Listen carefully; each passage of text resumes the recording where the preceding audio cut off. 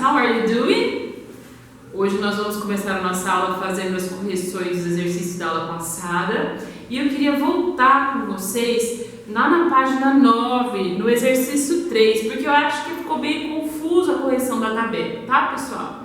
Como a tabela tinha aí algumas diferenças na segunda coluna, isso acho que pode ter confundido vocês. Por isso eu trouxe novamente aqui a tabela, agora no quadro, para a gente pensar como preencher. Bom, eu queria lembrar vocês, antes de qualquer coisa, que na aula passada nós estávamos falando sobre os quantifiers, os quantificadores. Os quantificadores são aqueles elementos usados para falar de quantias, para falar que tem algum, que não tem nenhum, para falar que tem pouco, que tem muito. Então a gente começou falando de some e de N. E a gente viu, os usos de some, de N e de many e pensamos em que situações eles são usados.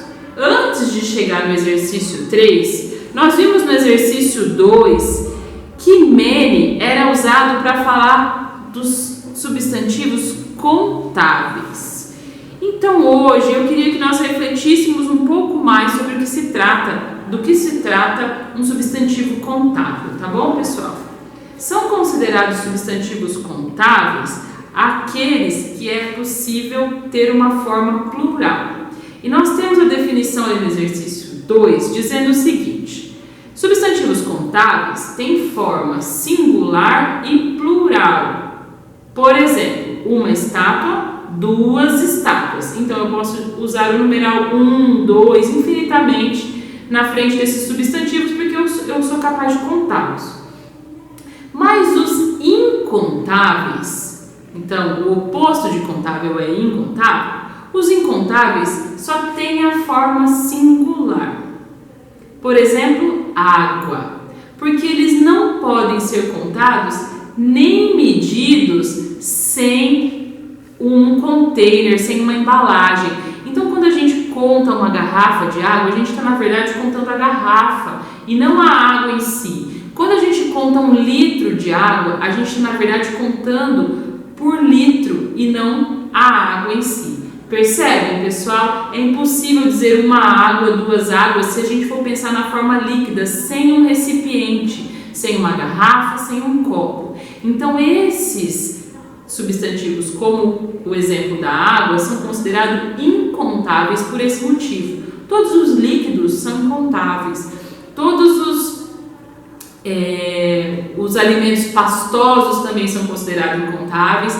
A gente tem algumas particularidades na língua inglesa que nós vamos aprender mais para frente, mas por momento é importante a gente distinguir esses dois, contáveis e incontáveis, tá? A gente tem também substantivo de outras ordens, que não necessariamente relacionados com alimentação, que também são contáveis e incontáveis.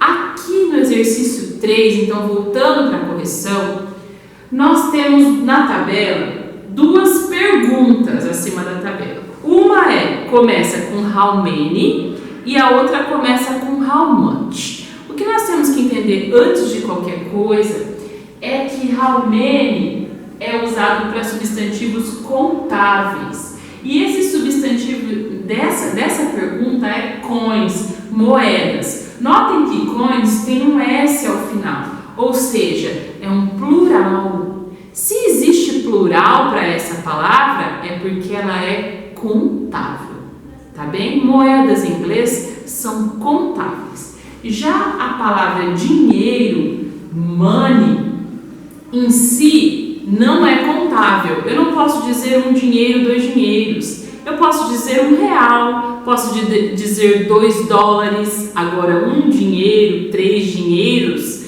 não é possível. Eu digo apenas dinheiro. Uma pessoa me pergunta, quanto dinheiro você tem? Ela deve perguntar, então, how much money do you have? Uma vez que dinheiro não é contável, tá bem? É o mesmo caso de água. Então, nesse caso, pessoal, nós vamos usar a pergunta how much, porque o substantivo aqui é money. A quantia, a coisa da qual eu quero saber a quantia é incontável. Logo, uso how much para perguntar.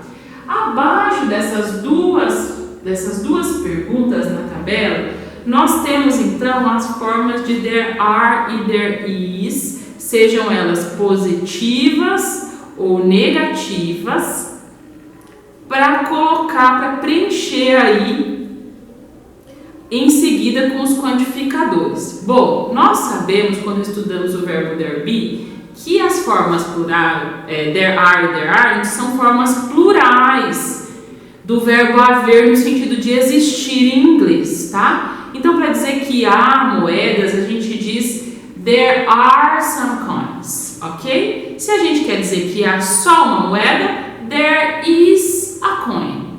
Percebem, pessoal? Então, no caso de coins, como é contável, nós podemos usar tanto a forma plural quanto a forma singular, seja ela positiva ou negativa. Bom, já no caso de money, nós podemos usar a forma there is para dizer que não tem nenhum dinheiro. There is no money é uma das maneiras de dizer que não há nenhum dinheiro. E tem uma segunda maneira, que é there isn't any money. Notem que aqui estamos usando as formas singulares do there be. Por quê? Porque money não é contável, logo não há plural para money. Tudo bem? É por isso que a forma there is se repete em todas as situações dessa coluna. Observem também que money nunca está no plural, porque o plural de money não existe. Então, nós temos aqui o caso de quando não há nenhum, usar o no ou o any, e observem que nós temos aqui essa particularidade do is ou do isn't, tá bom? Essas estruturas têm que estar dessa forma. Se você for usar o any, tem que usar o isn't antes. Se você for usar o no, tem que usar o is antes, tá bem? Depois, there is some money, para dizer que há algum dinheiro. E eu não estou especificando quanto, porque não é possível especificar com relação a money. Por isso usamos some. Tudo bem? E aqui, there is much money, para dizer que há muito dinheiro, uma vez que money é incontável. Acontece que com os contáveis, nós vamos variar de acordo com o número de moedas, certo? Se não há moedas, diremos there are no coins. Podemos também dizer there aren't any coins. Vejam que aqui nós precisamos usar essas formas antes do no e antes do any, tá bem? Essa estrutura é correta. Na hora de dizer que há uma moeda, nós dizemos there is a coin. Percebem? Se há um, eu posso quantificar com o elemento um em inglês, a ou n. Aqui no caso a, porque coin começa com som de consoante. Aqui no there are some coins, nós podemos usar o some novamente. O some vale para os dois casos, percebe? There are many coins, para dizer que tem muitas moedas, uma vez que coins é contável. Então, para dizer que tem muitos, pessoal, nós usamos many para contável e much para incontável. Uncountable e countable. Por isso que eu estou usando a letra U aqui, tá?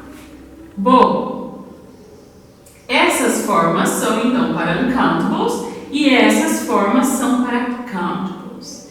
Entendido isso, já estamos mais aptos para tratar dos outros dois exercícios de homework que estão na página 10.